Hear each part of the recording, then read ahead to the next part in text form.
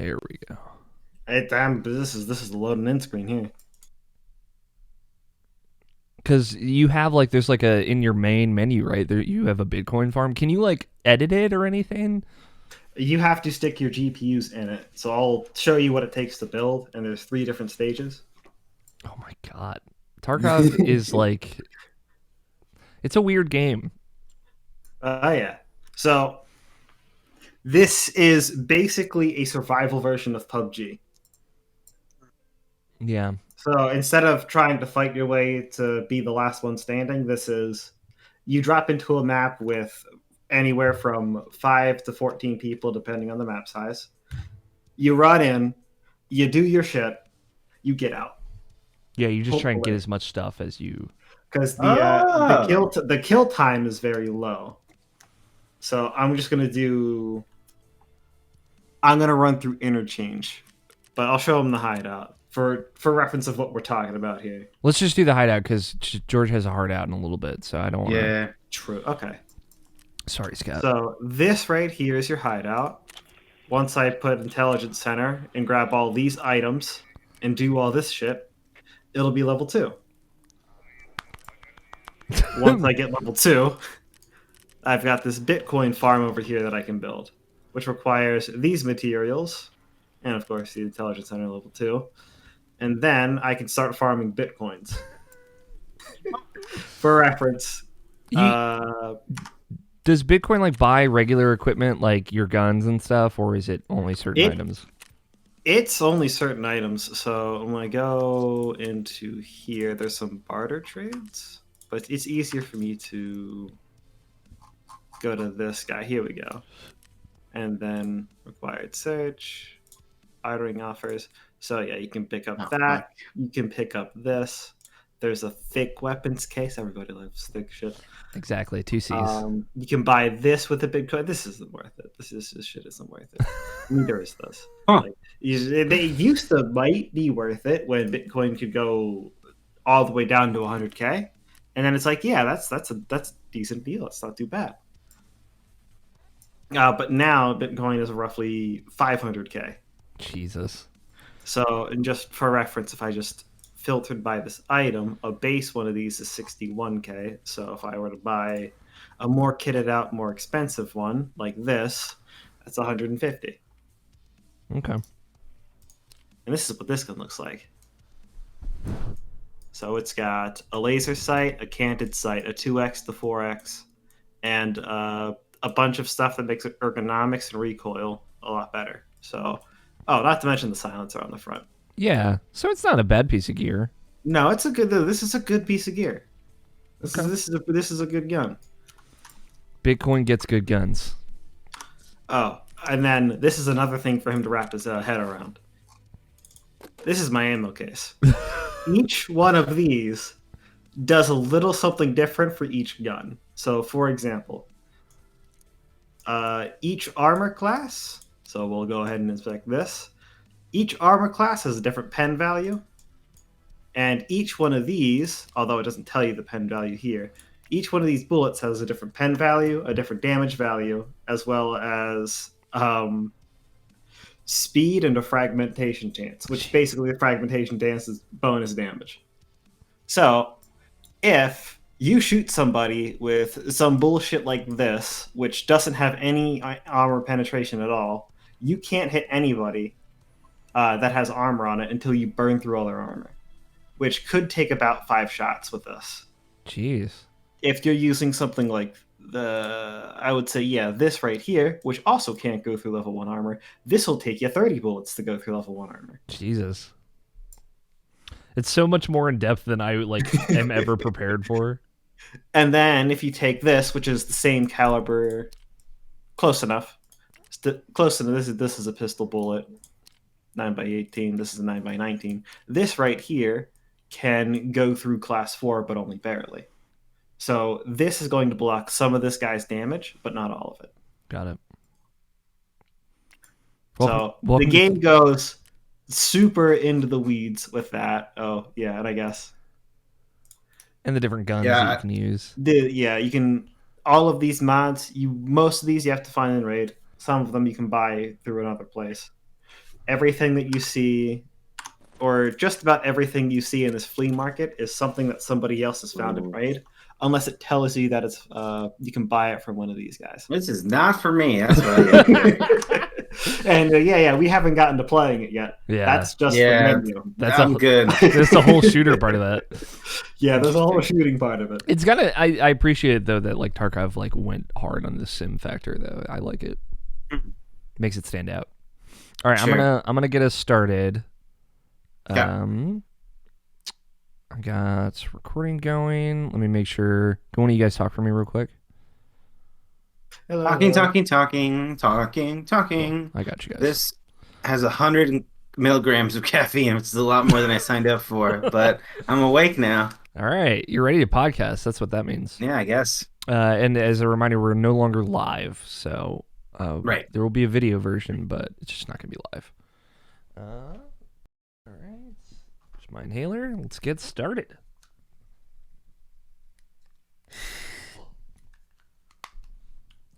Do I look cozy yet? Under my 12 blankets? You're like Don Joe. Dude, I swear, like 3 blankets. It's the best. You gotta get cozy. All right. It is Saturday, January 16th, 2021, and you are listening to the Irrational Passions podcast. I am Alex O'Neill, and joining me today, as in all days, Mr. Scott Guthier. Hello.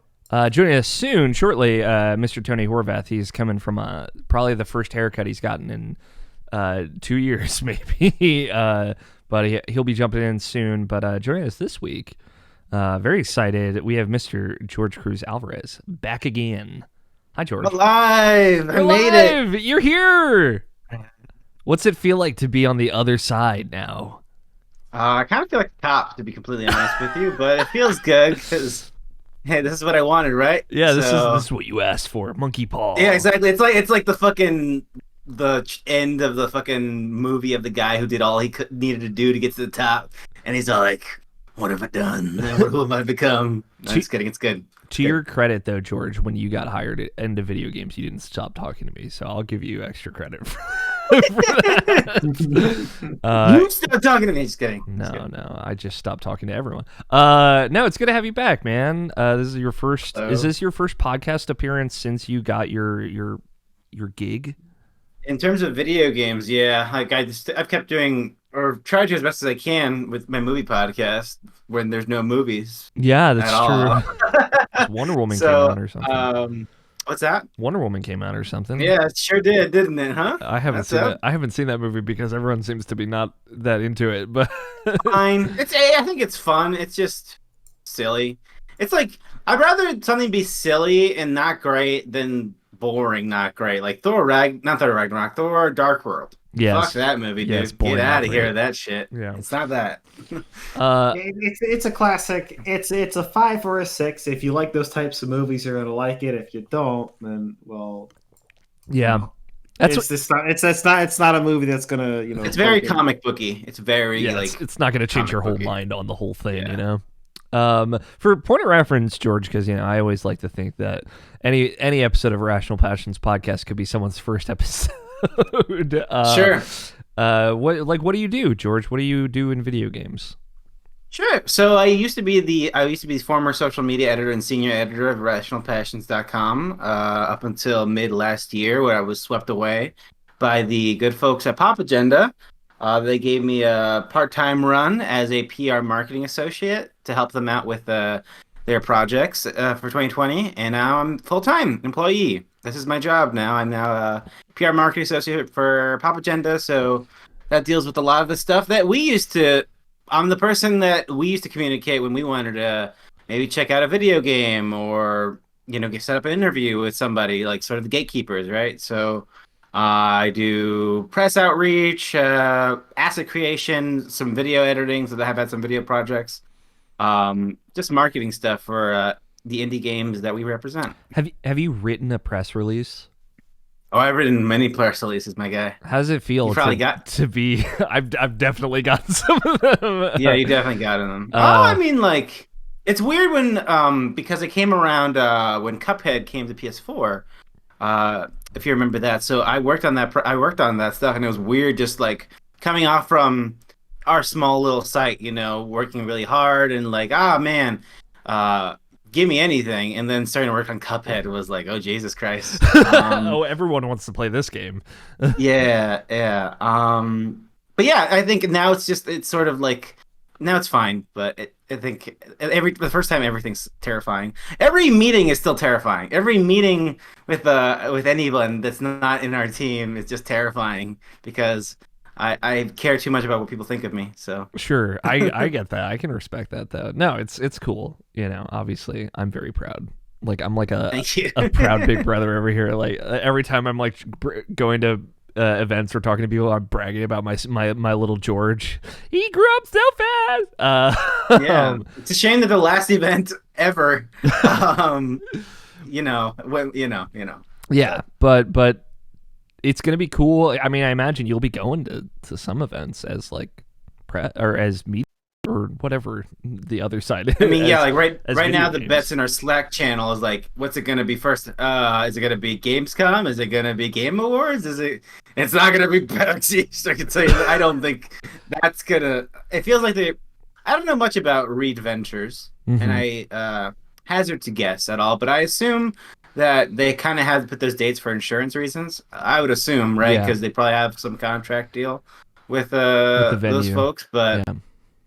it just seems way too optimistic that anybody would even want to like I know nothing behind the scenes of like if we were going to PAX East, but it's just doesn't seem viable right now at all. Yeah, it's good to be optimistic, but it's also good to like be careful. Yeah, no kidding, dude. Hi, Tony. My friend, hey Tony. Hello. Welcome. We were just talking. We just started. You haven't missed much. I promise. Yeah. Go ahead, sure. I'm sorry. No, it's fine. I was just gonna remind the people that there's very much a pandemic. My friend got COVID, but he's pretty much doesn't have anything, and like he's asymptomatic. That's good. But he has it, so that's not great. And Donna Jo she's gotten the second vaccine because you have to get it twice. Yeah. So she's good to go since she works as a nurse. And if for listeners who aren't familiar, Donna Jo is my partner that I would mention from here and there whenever I would go on a podcast. But yeah. Now everyone knows. Now you're knows. just a character who's probably gonna end up on like more giant bomb stuff. You're gonna probably be on that couch someday, if in whatever form that that happens. And I know Such a shame. Yeah. But we're here to talk about video games. I'm excited, Jurge, to get you to talk about video games. For you, I imagine you probably haven't for a while. I don't know what you've been playing. It's true. Yeah, I've only been talking to like my coworkers about what I've been playing, and by that I mean just Nick Verge about Demon's Souls. Yes. But real quick before we get into Games Talk, hi Tony, welcome to the party. We love Hello. you. It's good to see you. How's your haircut? It's great. Is it good? Is this like the first haircut you've gotten in eternity? In 3 months. Yeah. I'm sure you're looking sharp. Send us a picture later. And a little bit of housekeeping I want to kick us off with. Welcome again to the new era of Irrational Passions podcast. Don't worry, Nabashin is still somewhere. He's fine, I promise. Nabashin will continue. Nabashin will continue wherever he is. He's doing fine. I talked to him last week. He's good. He'll be back on the show, every now and again. Everyone stop. I talked to Nicole Humphrey, our kind of like unofficial number one fan, and I was she's gonna say number one fan, Nicole Humphrey. She said like if I don't listen to the Nabashin episode, maybe it'll never be real. I'm like, I mean that's one way to approach it, but there were no tears in that episode. So if you were jumping into this episode having not listened to that one, I promise it was good. It was a very sweet time. But just we're keep going bi-weekly. We'll be back 2 weeks after this, and I texted the guys on our off week. We're seeing how it's going. But a little bit of housekeeping that I want to just jump into. More viewpoints, more editorial folks sitting down playing video games. We actually have a coalesced idea for some kind of like end of year game of the year coverage. But all that stuff should start coming out probably the week that this is going to be out there. So it would have already started yesterday and it's going on. If not next week, so we can have a little bit extra time to prepare. But that's been really fun. It's been, not a non-competitive version of Game of the Year conversations. It was kind of my idea for a format, and we said, like, let's give it a shot, see how it goes. So far, so good, but we'll see. We'll see how the last day recording turns out and how people respond to it. But just keep a lookout for that. And then outside of that, we're planning a few things as we're getting started in the year, but nothing too crazy. Not a lot of housekeeping to talk about. Is my point here. But there's gonna be stuff starting this week that you're hearing this, and then probably back to our group streams. We're probably gonna be playing Deep Rock Galactic on Wednesday nights if people want to turn up for that or whatnot. So that's the housekeeping. Let's talk about games. Jurge, it's been a while. It's been a minute. Yeah. What you been playing? So yeah, I think I don't count the end of the year until Giant Bomb puts their game of the year officially. That's the officially that's like the Oscars. Like this is like we can no longer talk about the movies of the prior year ever again. It's definitive of record. So in my head I have like a few weeks to I'm not gonna write a list. It's weird not having to write a list for the first time ever. But I used their GG app, which if folks are not familiar, it's kind of like Letterboxd. And if you don't know what Letterboxd is, it's like an application that has a database of movies and but this is for games, and so it has a database of games, and you just can make lists. You can sort them here are my favorite games of all time. Here are my favorite games with the letter G or whatever the hell you want to do on there. And so I have my list of what I played a lot of stuff this year. Yeah. But so I'm having what are my favorite games of the year, and so I'm trying to get through Yakuza so I can be all right, there it is. The new Yakuza. Yakuza Like a Dragon, yes. Yeah. Because that'll be the last, I guess, game of record for 2020. I'm going to put on my dumb list that doesn't matter at all, but it matters to me. Do you want to do a list for us just for old time's sake? Maybe. I don't know. All right. But yeah, my number one game of the year, I can tell you that much for sure, is the Demon Souls remake for PS5. Holy moly, what a video game, man. As somebody who never played Demon Souls, I have it downloaded because it was on PS Plus at one point for free. And my favorite Souls game, and I'm not big on them, was Bloodborne. That was the first game. That was the game that introduced me to the design and the mechanics of how these games work. And it was an experience going through the that curriculum. I hate this so much. This game sucks so much. I hate it, and I can't stop thinking about it. And you come back to it, and it clicked finally. And I love Bloodborne for that experience. I played Dark Souls 3 because it came out after Bloodborne. Yeah. Bloodborne was 2015. Demon Souls 3 was 2016. Which is quite a turnaround now when you think about it, because Miyazaki directed both. Yeah. So that's hell of a turnaround.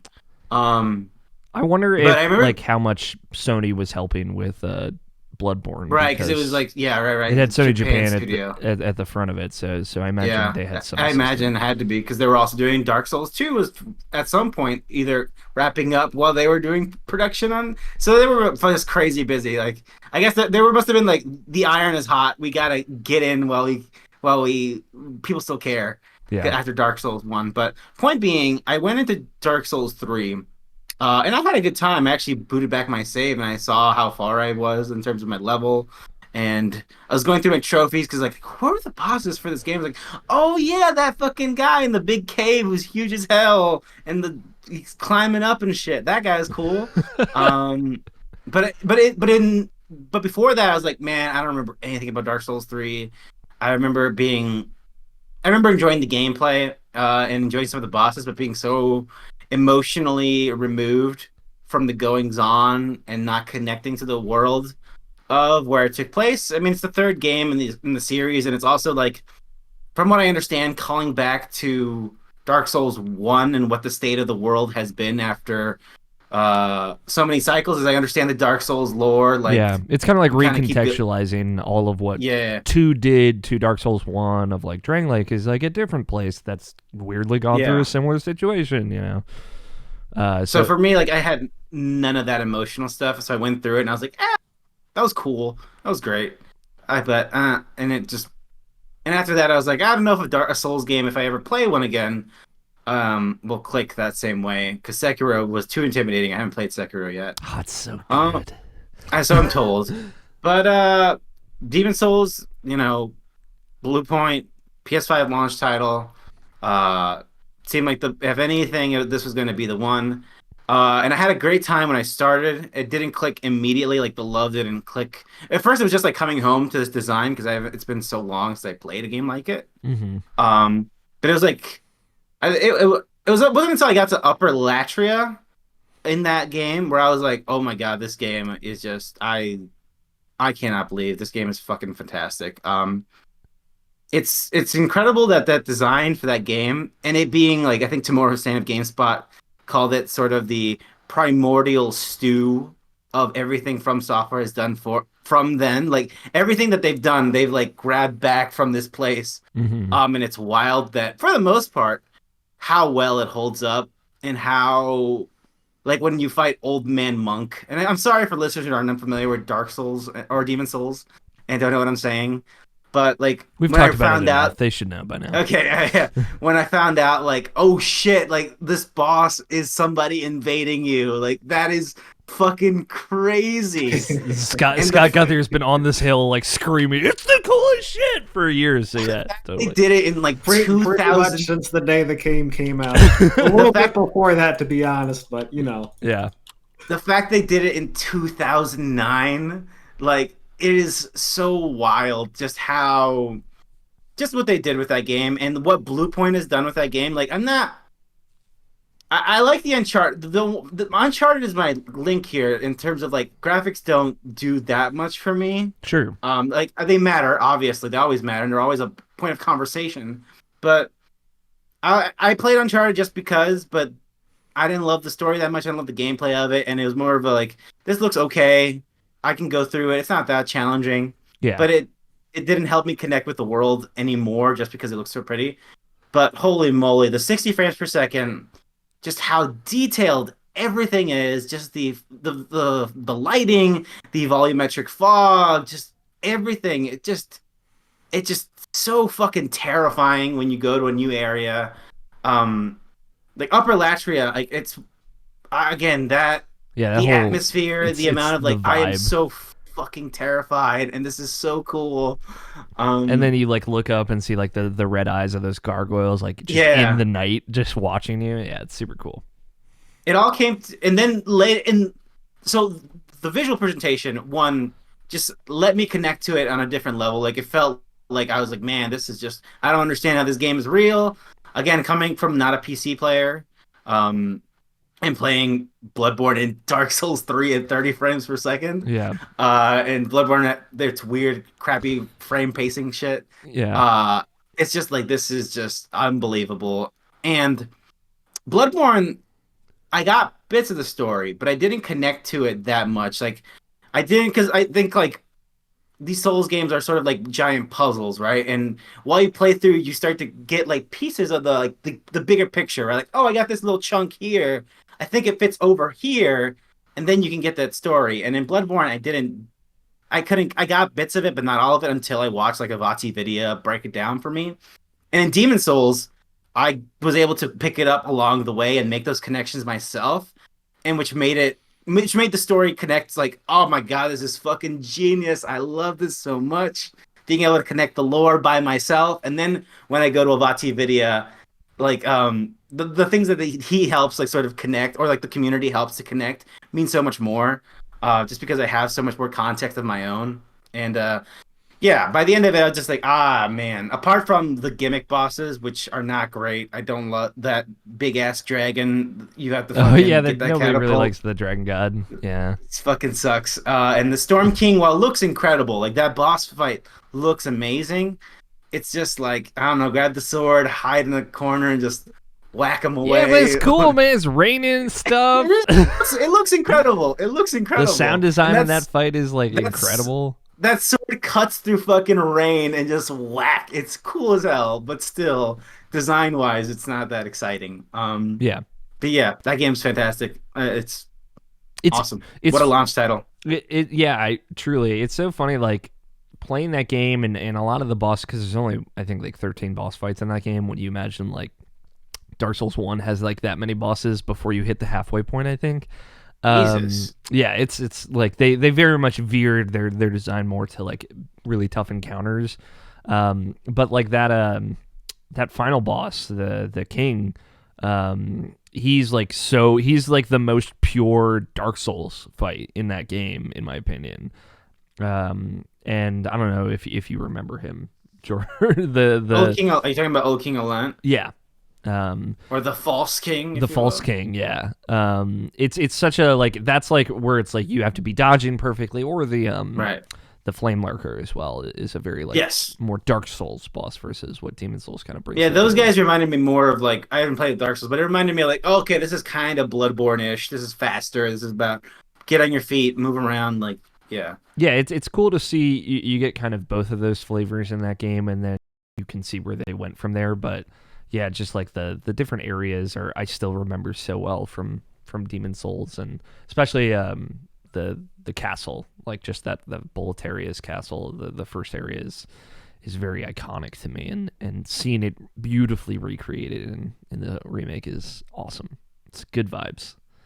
Just want to hang out in that world and how dreary and sad. Yeah, it is. I love it. I'm kind of I was like bummed that it's also like they go with Dark Souls. Like I hope once I eventually play, I'll probably play Dark Souls 1 this year.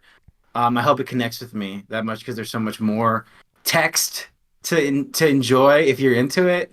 And when Demon Souls is just this one thing, and I'm like, I kind of want more of it, but Sure. whatever. Yeah. Also, that's another thing for me as somebody who loves old video games and loves the context of those old video games and what they tell us about how they inform stuff that came after it. Mm-hmm. The story of Demon Souls is just fucking incredible, and I love it so much. Just like it was this fucking game that From Software got from Sony because they wanted to make an Oblivion thing, and then but they didn't give any budget to it, but they also didn't cancel it, and it kept trucking along, and then it came out, and then people were like, "This game's terrible. What did you do to this game? This is horrible." And then it turns out then it was great. Yeah, it never comes out to America. Just like that whole story of it. Yeah, it's very weird. It's just incredible, and like the fucking the sixth Archstone, like it's not there, and it's because we didn't have enough budget, but also it's because this lore reason, and oh no, and then I love it. It's fantastic. I love it so much. It's incredible. Yeah, it's like I love that. What Demon Souls did for From Software, probably they had no fucking idea it was going to do that for them. Essentially make them one of the biggest developers, like set them on the course to become one of the biggest studios in the world. And it's awesome. It's good vibes. It's a great game. And it's great that you can play it without any like caveats or frame rate issues anymore.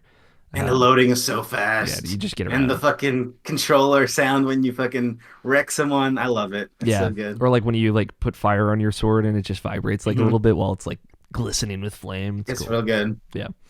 What else have you been playing, George? Yeah. So I think, but when the Christmas, I just bought a bunch of stuff because I knew I were gonna have a long break.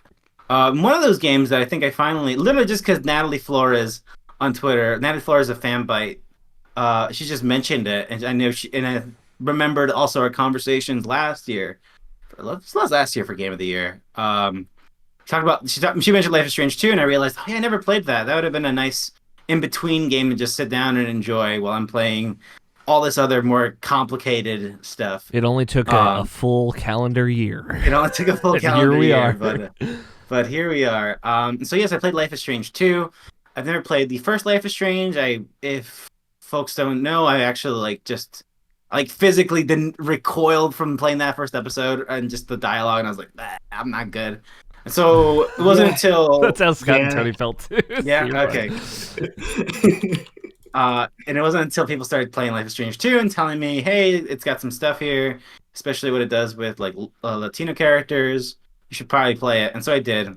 And that's a really nice game. That's a really, really cool story about brotherhood. And I think the stuff the stuff they do with the fact that they are Latino boys, it didn't really resonate to me until they make it to the end of that game. I don't want to spoil it, I guess, for folks, but like, if you don't know, I guess set up for Life is Strange 2, it's about two boys who are on the run from the law for certain reasons, and they have to make a destination to escape.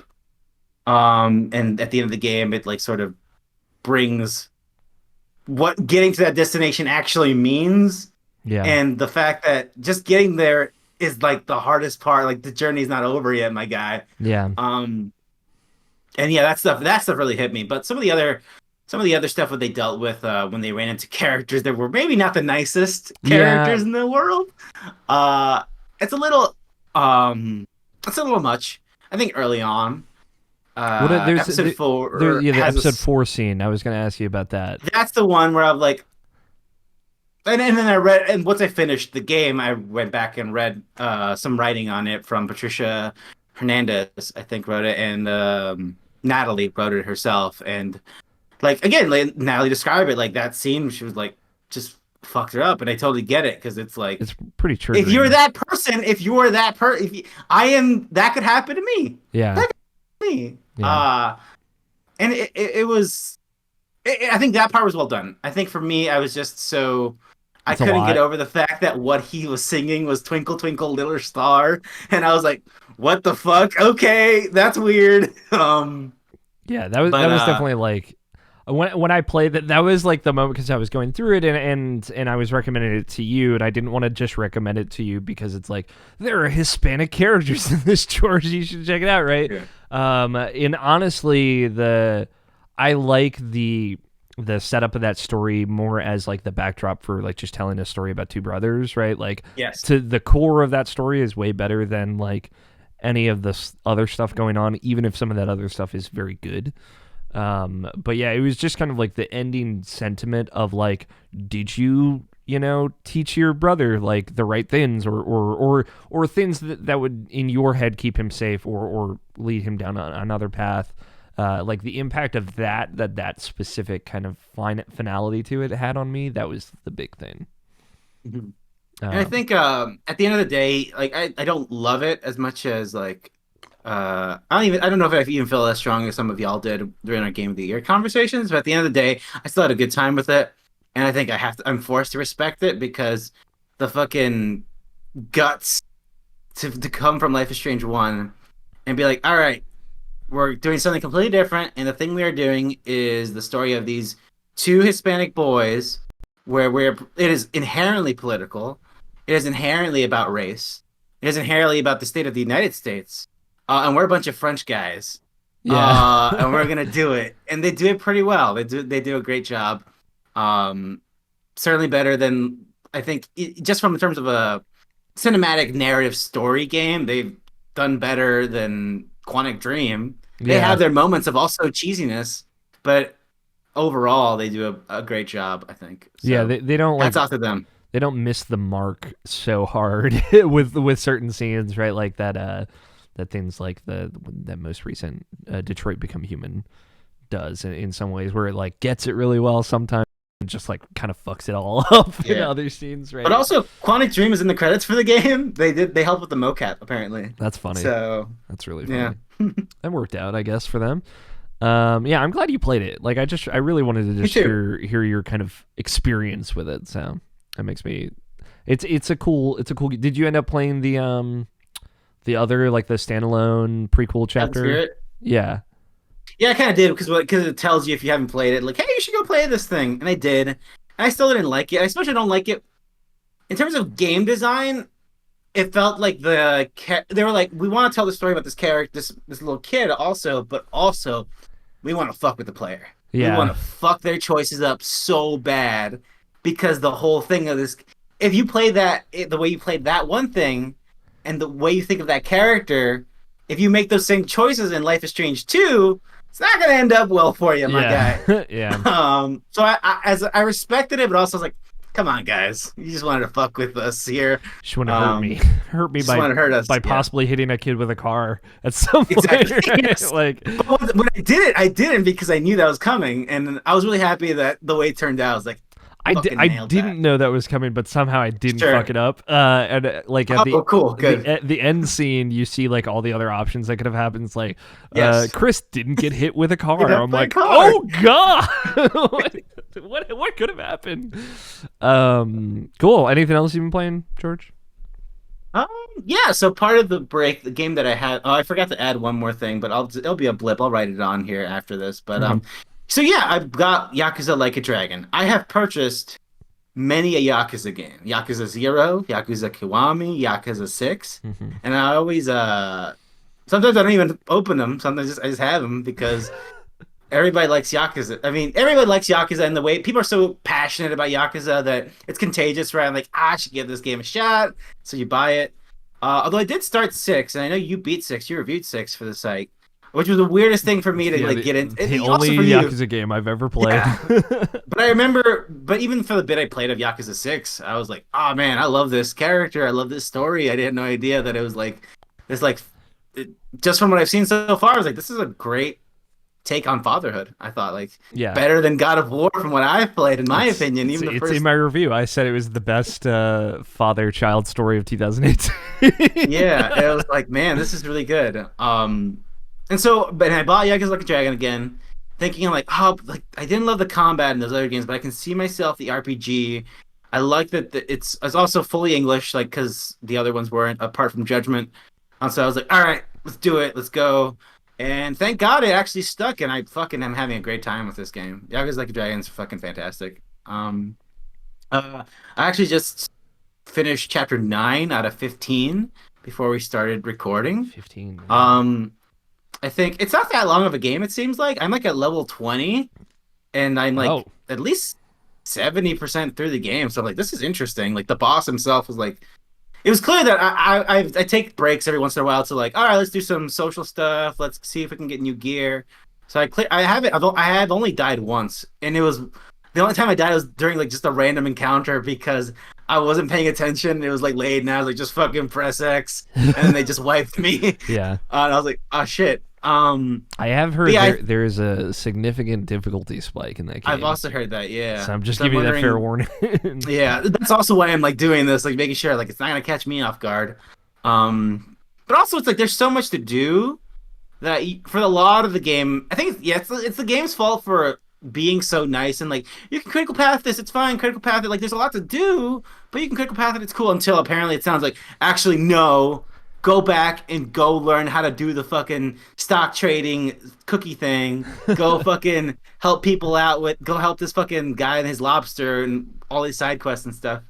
But you get yeah, summons, right? Like you get a lobster that you can summon or something. Yes, the summons are you get them through side quests. Like you get to be able to call people to come in. I think like the big diaper baby is like pretty well known. It's been in previews and a lot of the trailers and stuff. Like this like fucking mafia boss guy who's a baby and he likes to get put in the diaper and stuff. And so I didn't know about this. Sorry, you help through his problem and then you can summon him and he does like he just like debuffs the enemy. But yeah, Yakuza Like a Dragon, I think is a good entry point for a lot of maybe people who wouldn't play this type of game. I think because it's really a cinematic like story game for like.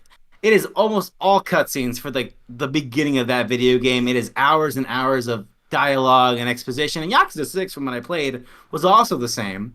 But I think the character of Ichiban as this lovable idiot with a heart of gold who wants to always do right, even though he is a Yakuza guy. He's like inherently the bad guy, but he's got this like moral code of like what's right and wrong. That's almost childish but incredibly endearing, and he makes for one hell of a protagonist. Yeah, he's the part I'm the most excited to see, honestly. Yeah. And then the people you meet along the way are not that, as your party is not that, in terms of characters, that I don't know, engaging, but they're nice. They work off Ichiban well. And it's the story, like I think it's really easily, you can buy into it pretty easily. It's sort of like a crime drama soap opera thing. That's Yakuza, and this character basically. Ichiban, who's just like just doesn't understand the situation. Like, you should not go to the lead guy of this other rival Yakuza clan. But he's all like, that's not what's right. That's not what a hero does, man. That's like this right and wrong. You're doing what's wrong. And the other characters be like, you're crazy. Okay, I can't help you. I don't know. But yeah, I'm having a fantastic time with it. I'm looking forward. I'm glad that that'll be my first Yakuza game that I'll check off the books.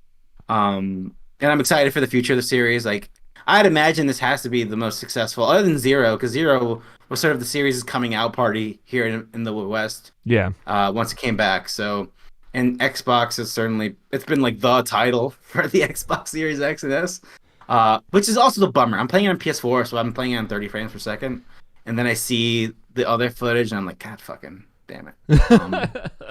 Yeah, I have it. I have not. I'm doing a little bit of a Yakuza project, so I'm gonna be. Yeah, I heard on the last episode. I heard. Yeah, I'm gonna be playing through 0 through 7 eventually, with Scott White. So I'm still trucking along through Yakuza 0, having a good time with that though. Anything else? What was your other one little thing? Yeah, real quick. Sackboy: A Big Adventure, other PS5 title. I got that for Christmas. It's kind of fine. I was kind of bummed out. It's fine. It's. Oh, I think it's clearly it's developed by Sumo instead of Media Molecule. They definitely have played some 3D World, Super Mario 3D World, and Rayman.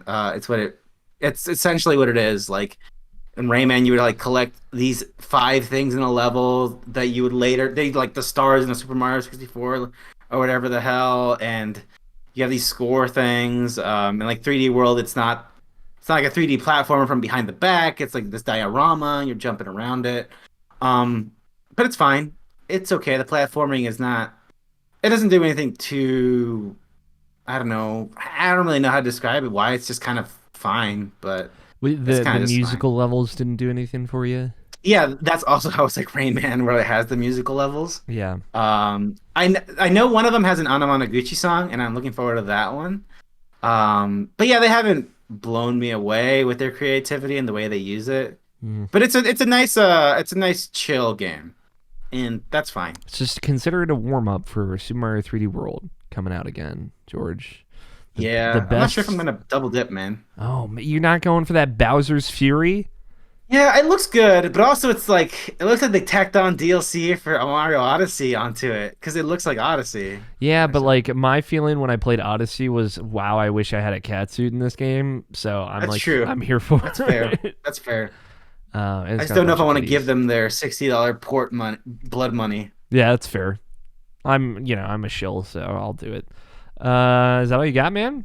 That was a good set. All right, Tony. Hey. Freshly trimmed up top. I want to know what's going on. What you've been playing for 2 weeks, my friend. Yeah, so it's been a whole lot of Escape from Tarkov. Yeah. Scott was mentioning this before we started too. Yeah, I've been playing a whole bunch. I'm up to like almost level 40, which is pretty high. Usually get to like 50 in a wipe.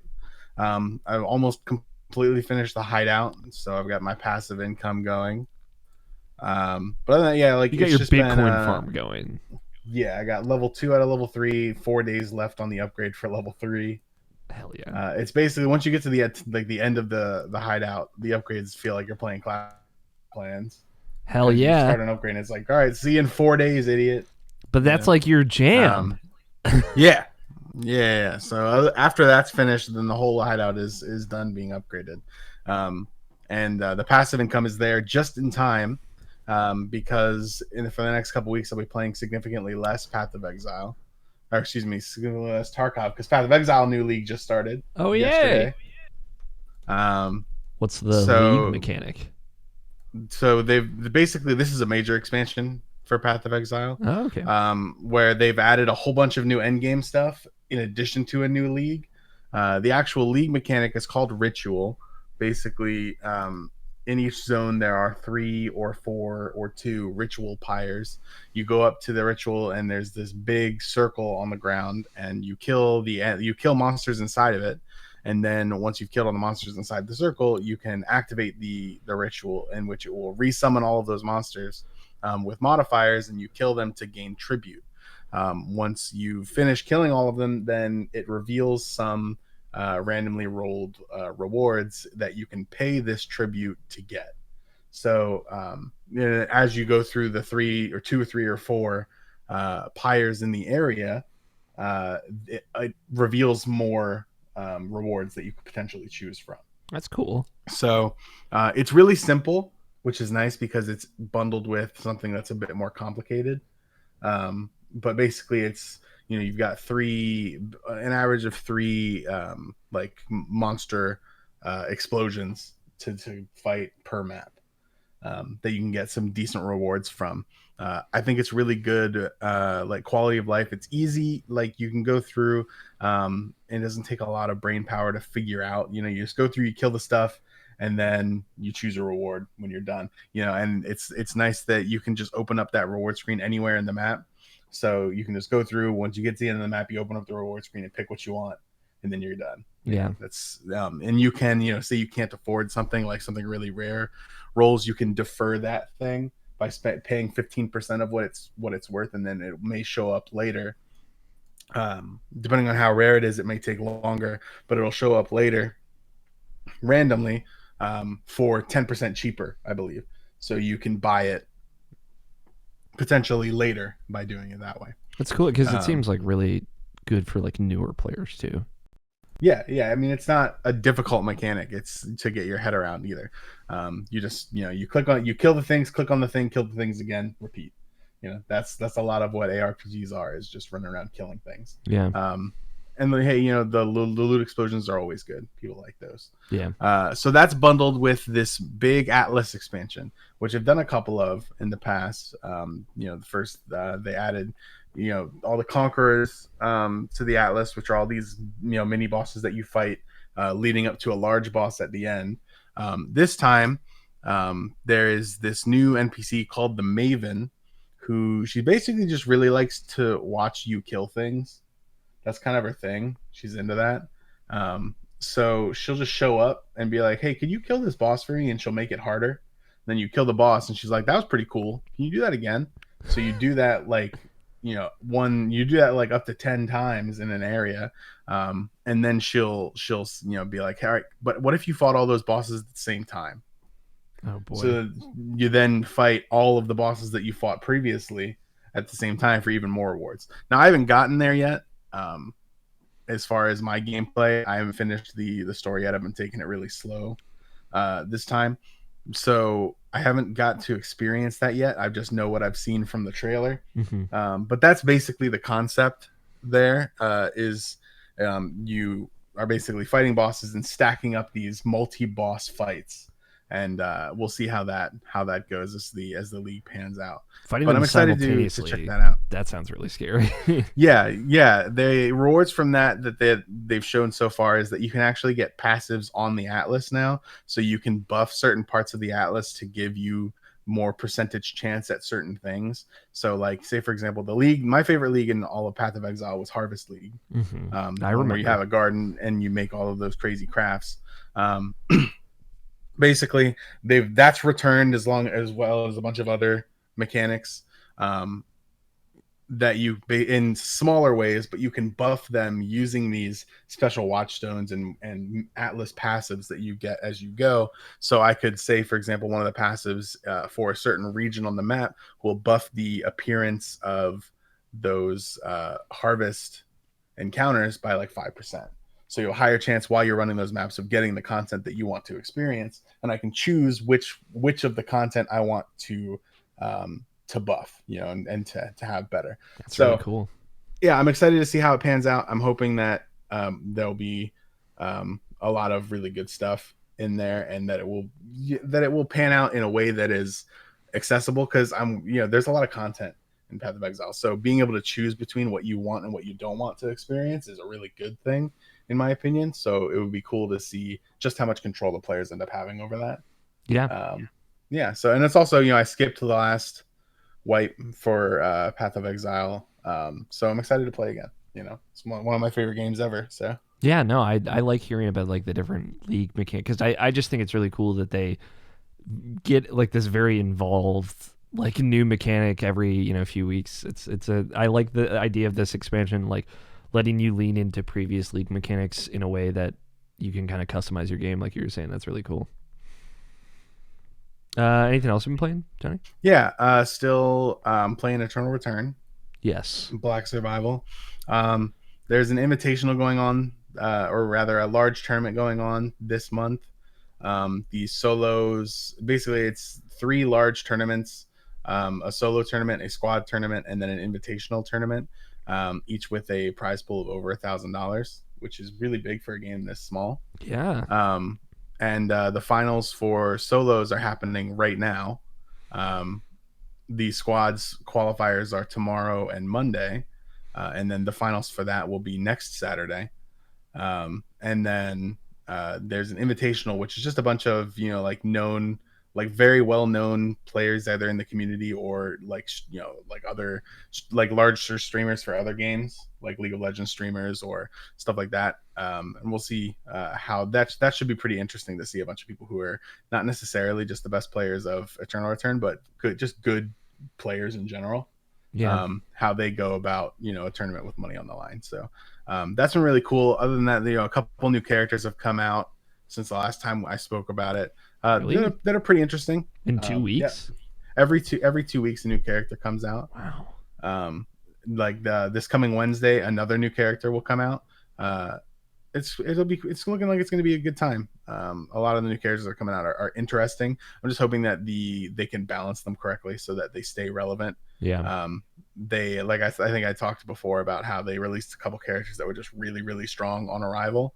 So it'll be interesting to see how they adapt to trying to keep, especially now that they've added a ranked system to the game, trying to keep characters balanced as they come out so that it's viable to use them in ranked without them being too safe and then making characters that are just kind of dead on arrival. Yeah. Have the queues gotten any better for Eternal Return? Yeah, that's definitely, ranked is always going to be a problem just because it's a smaller community, and if you spread people out by trying to limit their matchmaking to people of similar rank, it's just going to take longer.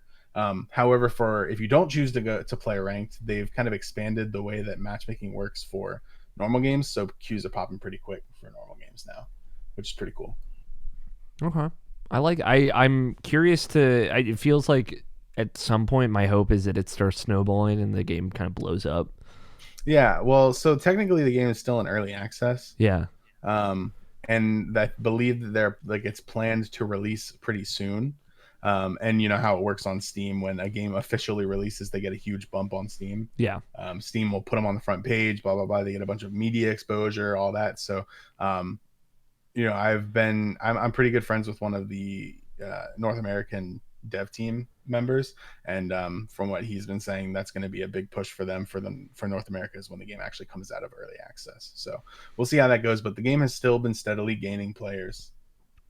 So yeah, it'll be cool to see. The game is really good. I just think it needs more of an audience.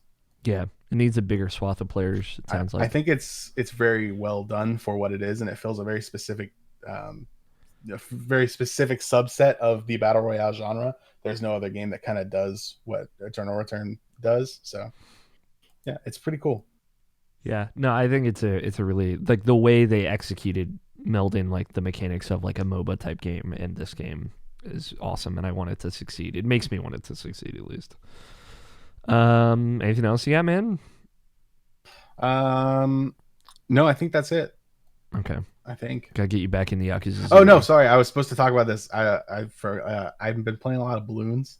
Bloons? Yeah, Bloons TD6. Tower defense? Yeah, dude. that game that you played on a Mac when you were in elementary school. Yeah, they made 6 of those, and Bloons TD6 was on sale for $1 on Steam, and I needed something to do while I was in queue for Eternal Return. So I bought Bloons Tower Defense 6, and I put like 60 hours into it. I haven't thought about this game in so long. Yeah, Bloons is pretty cool, dude. It's actually like, aside, if you don't care for the aesthetic or whatever, or just like, I'm a monkey popping balloons. Yeah. It's actually just a really good tower defense game. There's a lot of very diverse towers that do very specific things.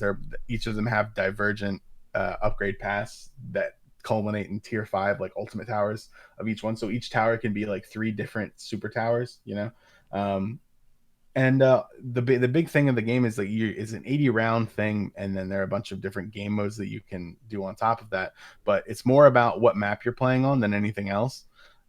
So you're more looking at how do I solve this particular map rather than how do I beat all 80 rounds? Because on the easiest maps, you can beat all 80 rounds on hard without too much difficulty if you know what you're doing. It's more like when the maps get harder, how do I adapt to make this work given similar resources? And then you can make that even harder too. So it's cool. There's a lot of strategy that goes into it, more than you think that there would be. So yeah, it's actually a good time. No, that's great. I just haven't thought about balloons in so long. Little monkey guy. It also has co-op monkey. and everything too. So that's cool. The co-op's actually pretty well done, I think. They kind of like split the map, and then you have to figure out like who's going to put what tower in what place to make things work. Yeah, keep all coverage. So, yeah, that's funny. Yeah. Cool. I like it though. It's a good pick. I played a couple of things. I played more Yakuza 0. I had like just started with it last time we talked about it because I was going into my my big playthrough, and I haven't played as much of it as I wanted to because I was kind of like cleaning up bullshit I was playing over the holidays, namely Kingdom Hearts bullshit. But I'm in chapter 2, late into chapter 2 now. We thought the game might have taken place in the 70s. It's 1988, turns out. Although I'm trying on like I will get there eventually of Yakuza and 1 or Kiwami or whatever. I'm trying to remember, like at some point the kind of thrust of that game is that Kiryu goes to prison and he's in prison for 10 years and he comes back and he's like a fish out of water.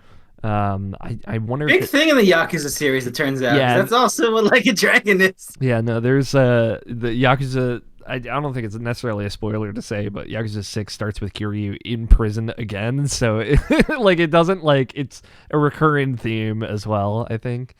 And it's cool because this is the backdrop, this is the setup for that kind of story of Yakuza 1.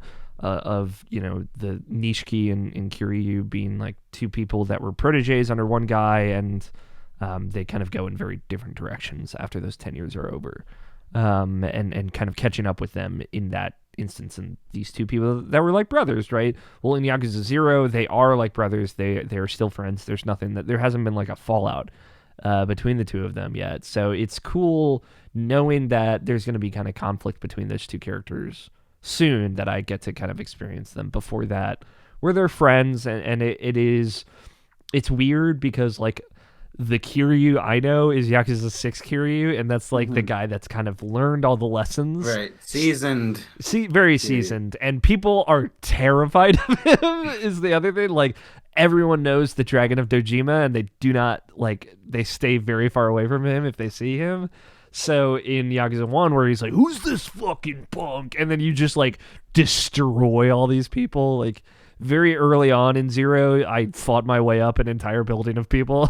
like, all right, yeah, this is the Yakuza that I want and that I'm used to, which I'm very into. But there's a different combat system with different stances, because this is still action combat versus Like a Dragon, which is turn-based, right? Is it turn-based or is it like active time turn-based. battle? Okay. It's turn-based.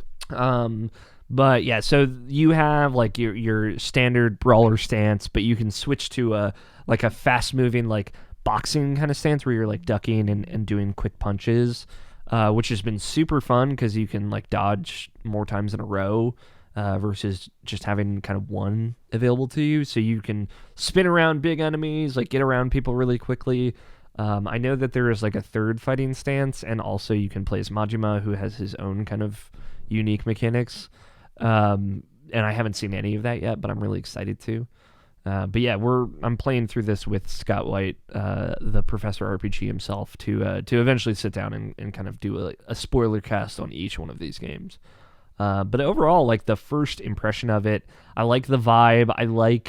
There's like a whole pager mechanic in it. And as someone who, like my parents who have had pagers, I was familiar with them, but I like don't even understand. So it's like you get 476602. It's like the 47 means it's urgent. And I'm like, who made that? Like who thought of this system of pagers? Like people had to remember all of this and they can't remember TTYL or LOL, like who are these old people?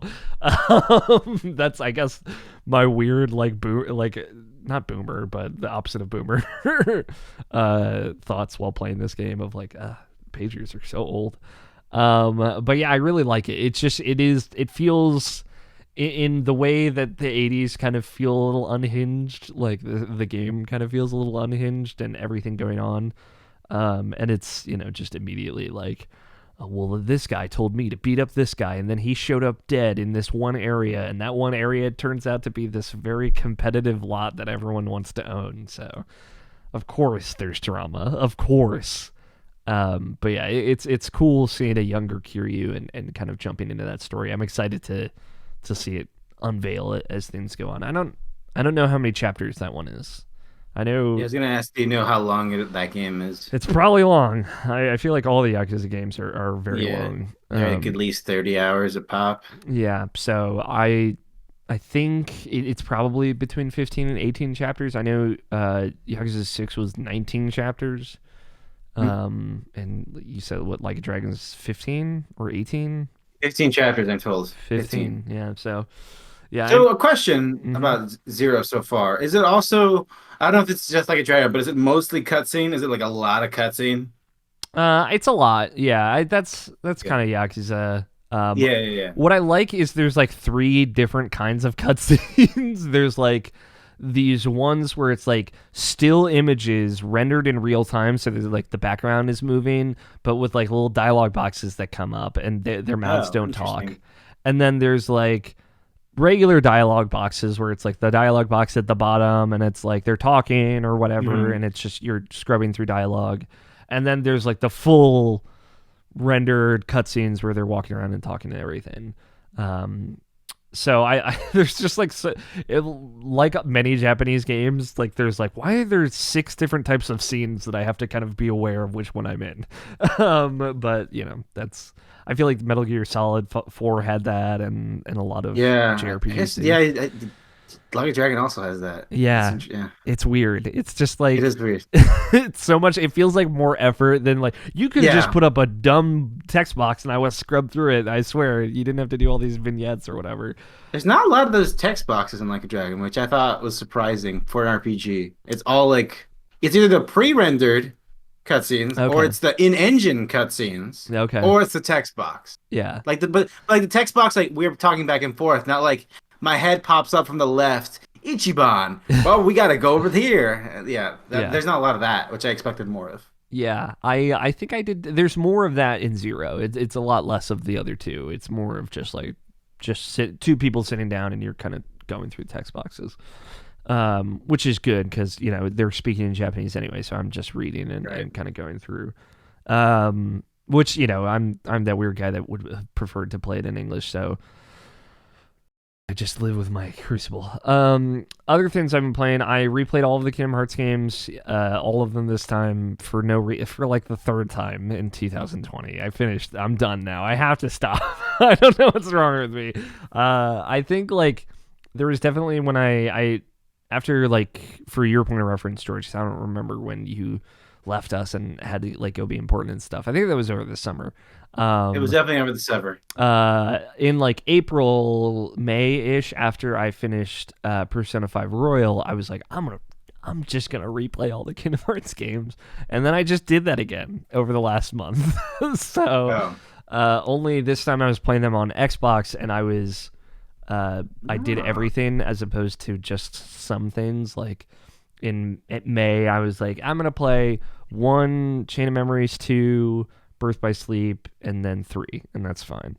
Was that weird / novel playing those games on an Xbox? It was novel. It wasn't. It didn't end up being that weird. What is weird is like in Kingdom Hearts 2, all of the kind of reactions. It like zooms a triangle thing over things to indicate like press the triangle button.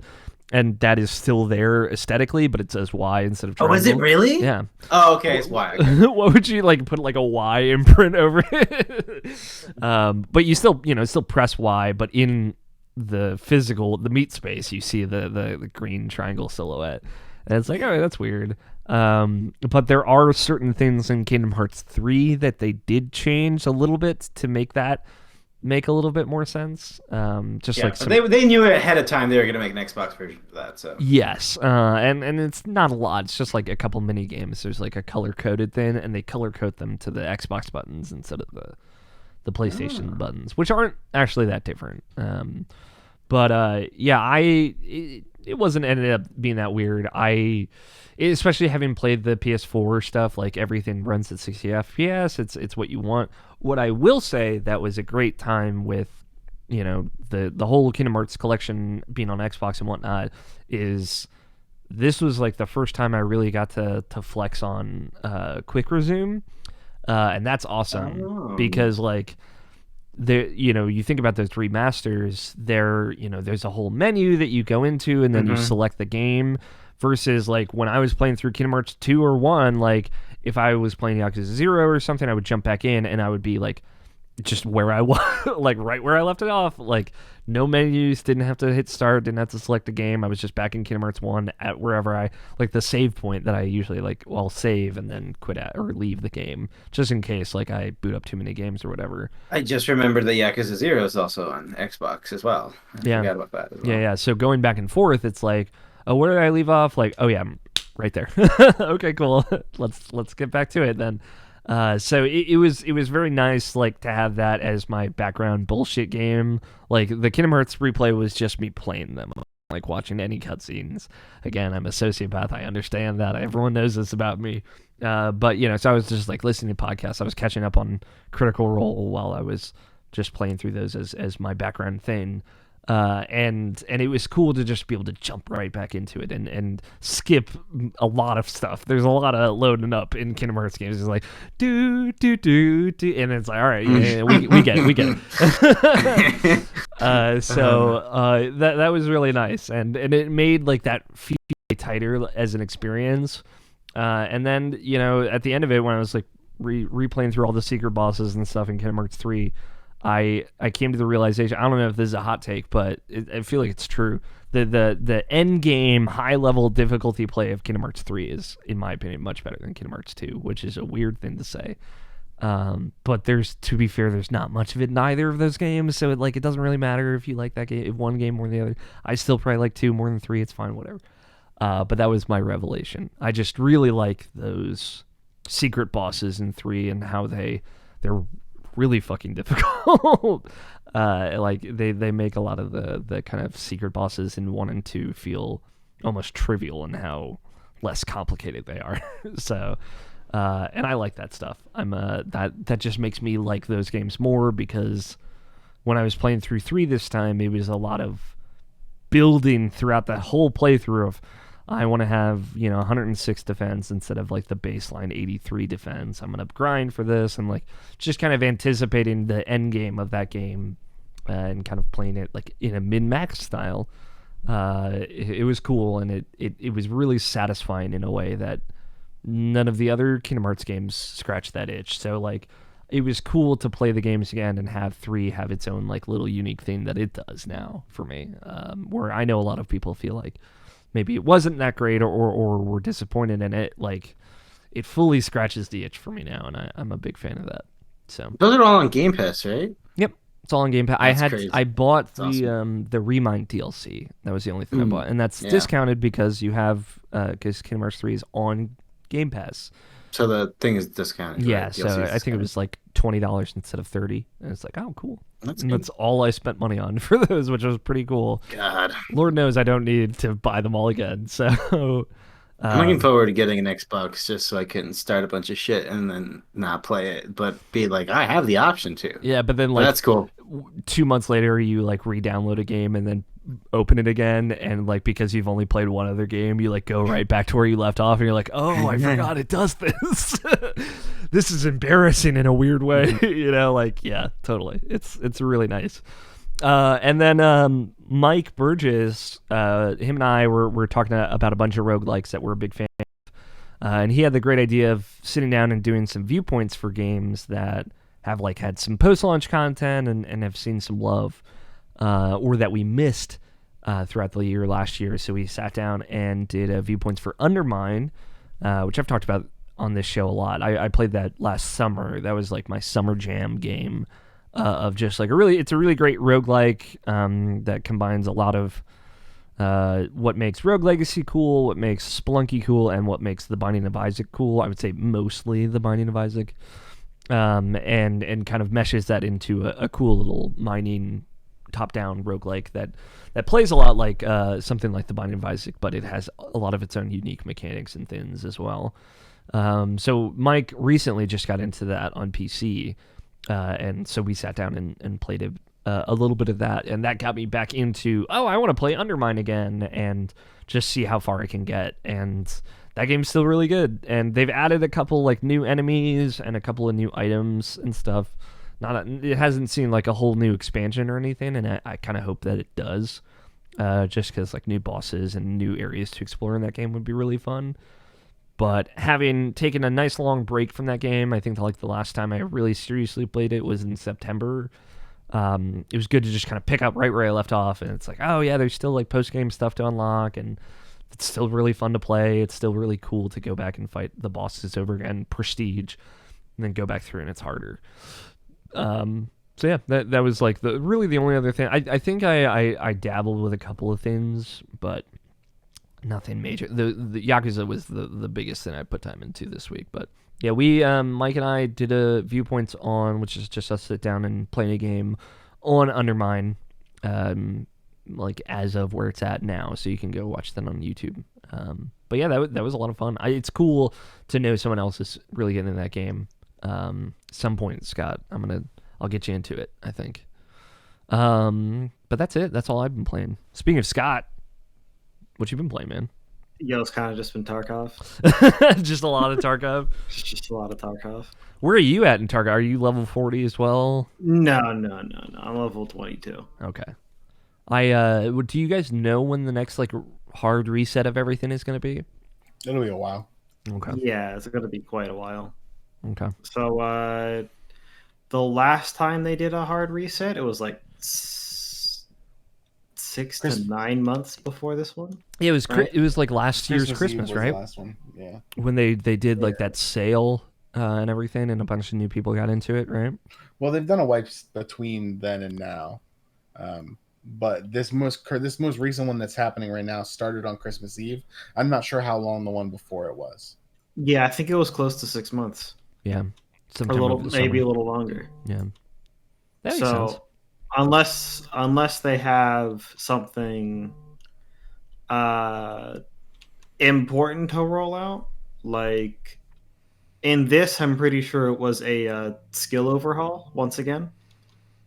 Because the last few times they did a skill overhaul, they went ahead and they hard fucked strength. And so strength was nearly impossible to level. And most of every skill ended up doing a little too much as well. Yeah. So now skills work slightly different. Not too much different from the last time, just very slightly. And it's easier to level them up. Okay.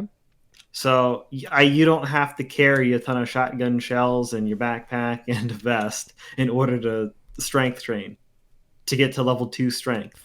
Oh yeah, I remember this. To get to hideout. You're doing weight training basically while you're running around shooting dudes. No, yeah, but this time it's much more. Before I even looked at what level my strength was, I was already at level 4 because I was just overweight a few times, and I ran around with it. Yeah, that seems like a much easier way to do that. And it's a little easier to go overweight now. The penalties aren't as bad as they used to be up to a point, and then they progressively get worse instead of it being kind of on or off. But that was like that. The change that I'm talking about was over a year ago at this point. Sure. And they did it. So that's been that way for a while now, and now it's no longer absolutely terrible to try and level the stuff up. Yeah, that's good. I feel like that makes the kind of grindy of it feel a little bit better too. Yeah, I mean, they also for some reason doubled the price of bitcoins. Yeah, To It's- make or to sell? It's because sell. Bitcoins roughly mirror real life value. Oh man, that's too much for me. Yeah. Hey, really? Yeah, it's I thought Bitcoin had a big drop recently. no, Bitcoin is huge right now. Oh shit. Bitcoin is Oh, at okay. is hovering around an all-time high right now. So in the past when Bitcoin was just middling, because the physical item in the game is 0.2 of a Bitcoin, which is still a large amount of money. In the game, it's confirmed by the devs. It roughly mirrors the real life value of a Bitcoin, and then just kind of fluctuates randomly around there. Yeah. So right now, Bitcoins are worth an incredibly high amount of money in the game. Yeah. For a point of reference, George, Bitcoin hit above 40K. It looks like maybe a couple days ago, and that is the highest it has ever been. And currently, it is $36,357.82 per Bitcoin, which is a lot. It's funny that they make it mirror real life Bitcoin. That's cool. That's good. That's a good bit. Yeah, it's a good bit.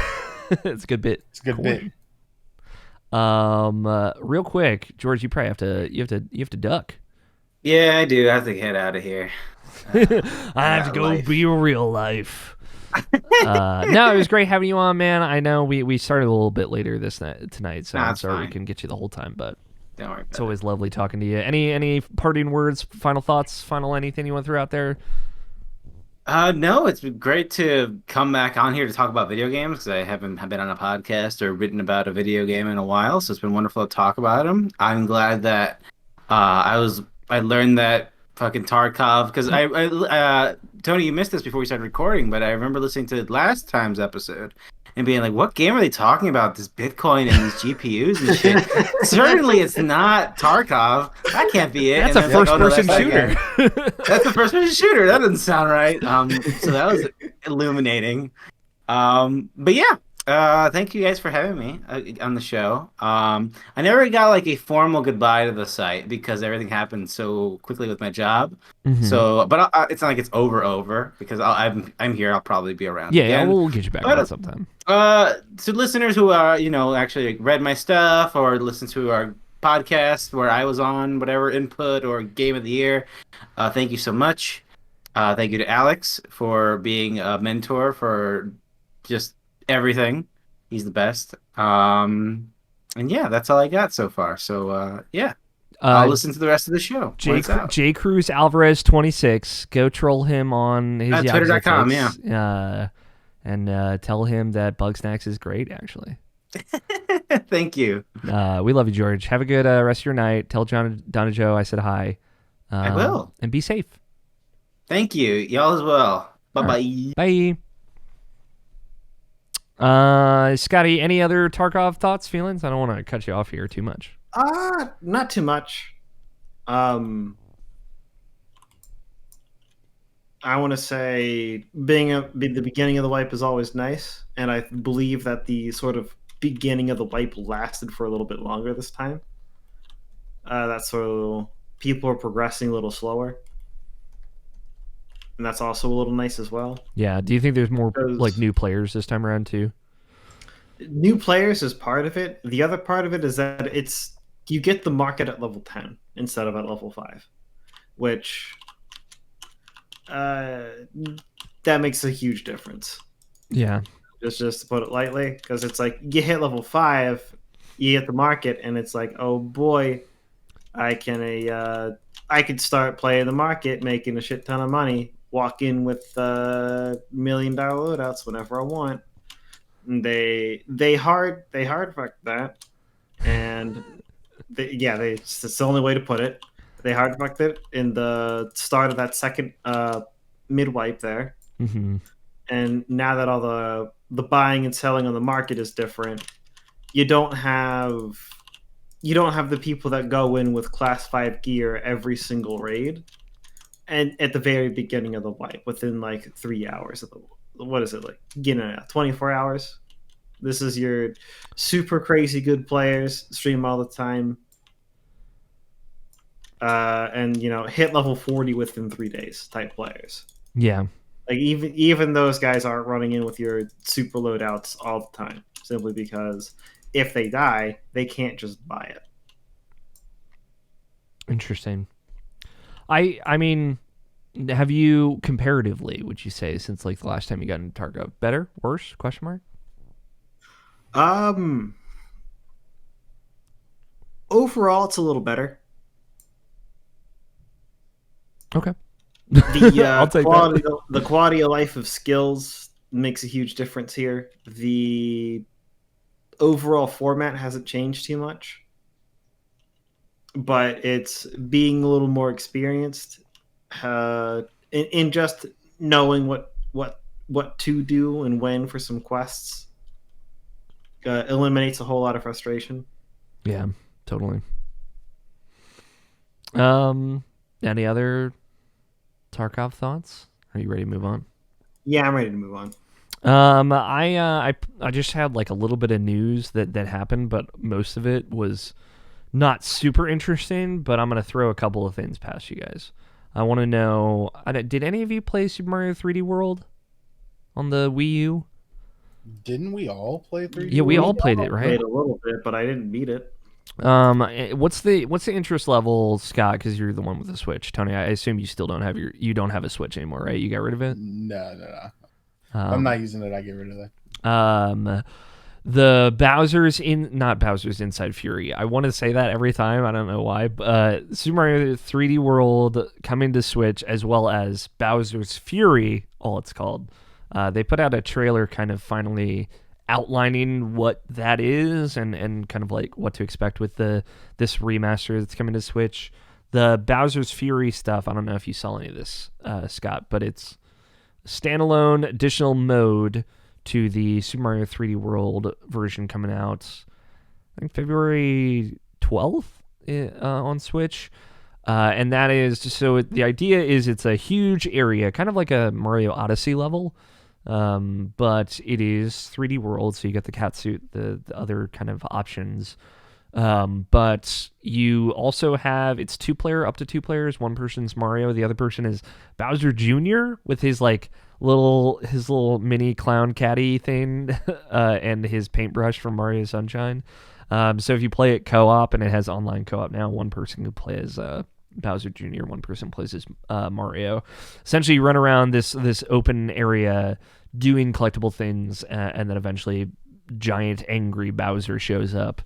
And if you've done enough, you can unlock this giant cat bell and turn into Super Saiyan giant cat Mario and fight giant angry Bowser. It looks really fun. I am a huge fan of 3D World. That's like my favorite 3D Mario game.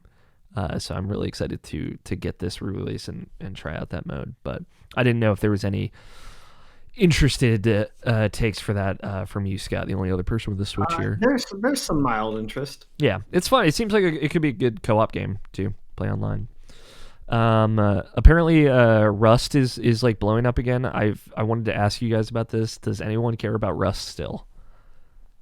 I never did. I really like could not care any less about Rust. Right? Like someone tells me like, or, you know, like someone who I watch on Twitch, like it's like I'm playing Rust. I'm like, I'll see you when you're done. Because I tried, man. Like when some of you all started like playing Rust again, I was like, I guess I'll just watch this person play Rust.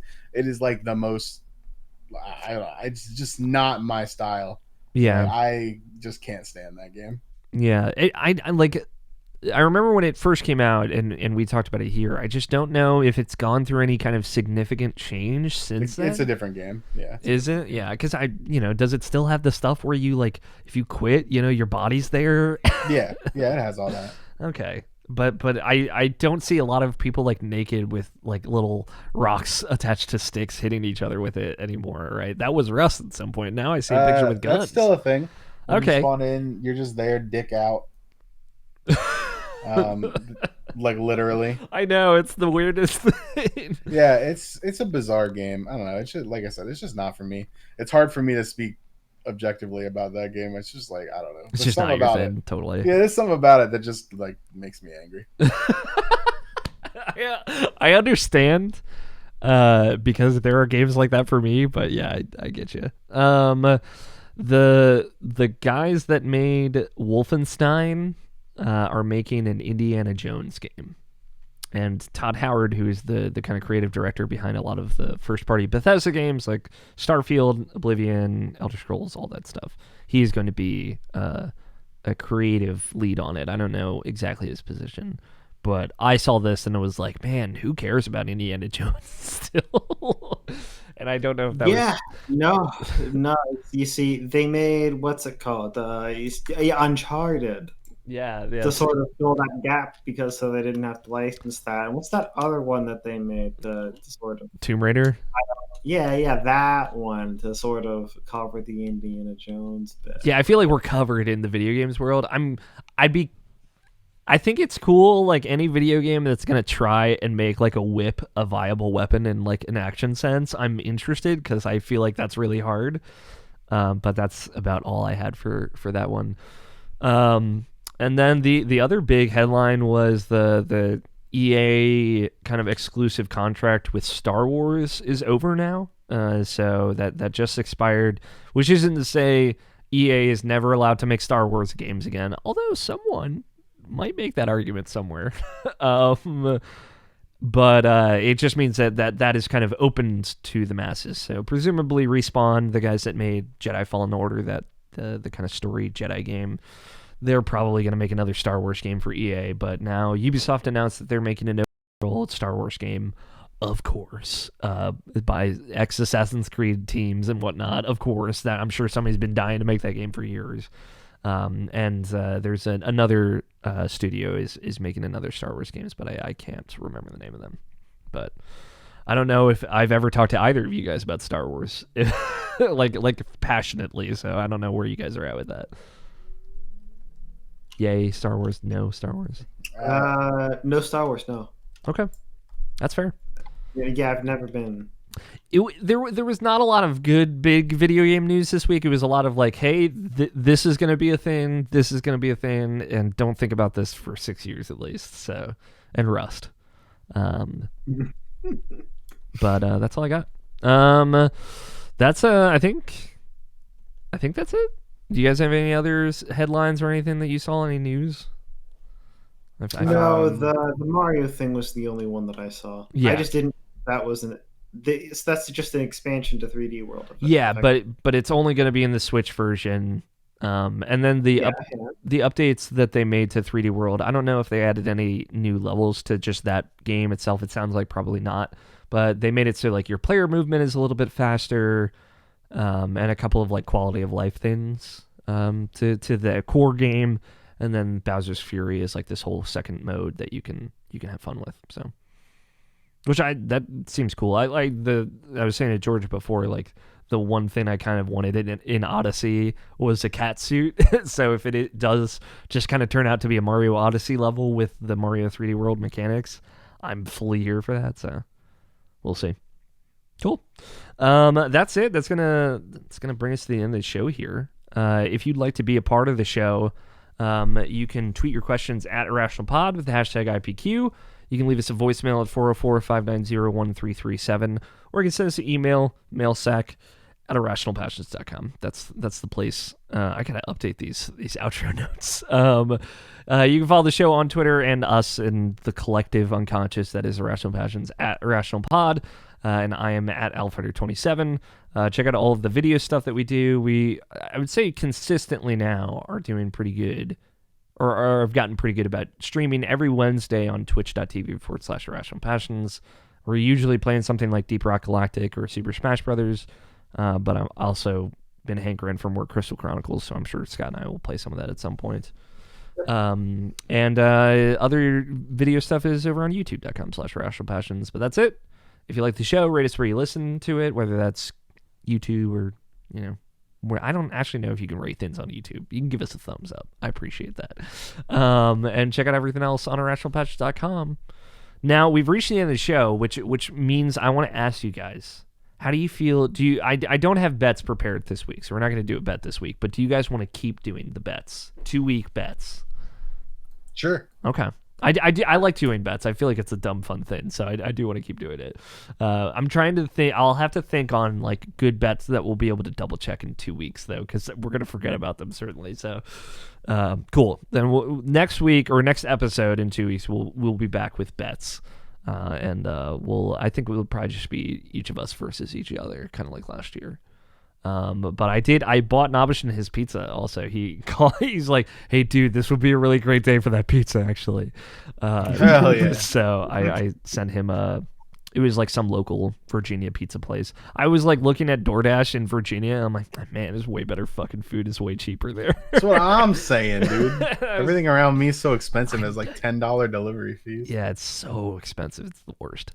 But cool. Shout out to Nabishin winning that bet war. Then we will be back with bets next week. Until then, thank you to Danny Wiesner for our opening music of Two Player Co-op and our closing music of The World is Saved. Thank you, Jurge, for joining us. That was fun having him on again. Go check out Bugsnax. go buy Bugsnax. Go help Jurge. And thank you, Tony and Scott, for joining me. As always, I love you boys. Big hugs. I've been Alex O'Neill. Play your games, stay rational. We will talk to you in 2 weeks.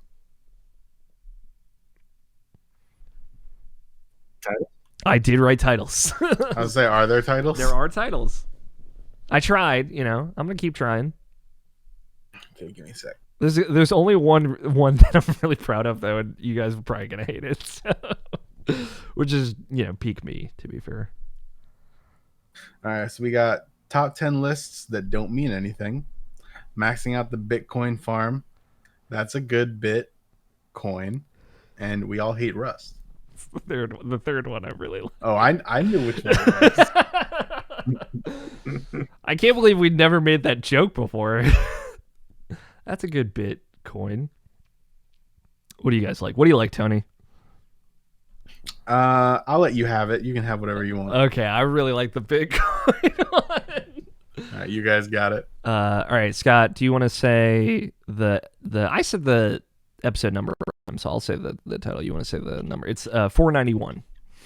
Okay. This is the Irrational Passions podcast, episode 491. That's a good Bitcoin. There's a long smile with that one. That's a wrap.